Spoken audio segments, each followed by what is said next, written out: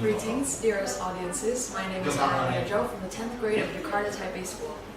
All my life, art has always been a very important topic to me, speaking to me in a way that lets me understand them in a deeper level and in turn, letting me relate to them. So without further ado, let me show you what stood out most for me to pick out this piece of artwork that I am to introduce to you today. Through time, our world has been walked on by the brightest of minds in history, ranging from nation and time. But have you ever thought of what would happen when you gather all of those people under the same setting? Will there be chaos or peace and harmony? Well, that was a question that was running through the mind of Italian painter Raffaello Sanzio da Urbino, more commonly known as Raphael, when he was painting out his most prominent masterpiece, the School of Athens. It was started during the year of 1509 and completed only 2 years later during the Higher Renaissance period. And even years later today, the School of Athens is one of 4 frescoes located in Stanza della Segnatura, in which each of them represents the 4 branches of knowledge during the Renaissance: theology, philosophy, literature, and justice.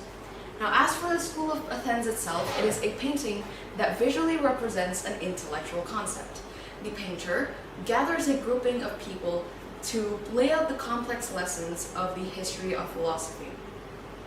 And in detail, this painting is painted with such vibrant colors that shows us the livelihood depicted in the scene. And in some way, letting us imagine the characters moving right at the top of our heads.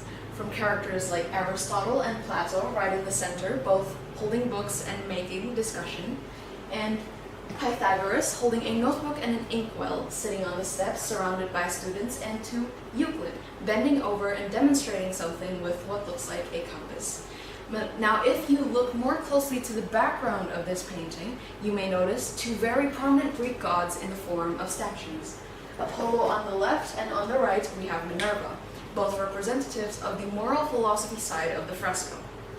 Now, in my opinion, however, with how much people of knowledge and wisdom are located under the same setting, in the big picture, I think this picture represents intelligence. But if you focus more on the people surrounding these great Greek philosophers, you notice that they're students, listening very intently to the words and teachings of these philosophers. And through this scene, we learn that even with how much intelligence and how much knowledge and wisdom and experience they have throughout their life, they are not selfish enough to be keeping the information they found to themselves, but instead willing it to be spread through the younger generation and to be seen as a new and revolutionary discovery to the rest of the future world.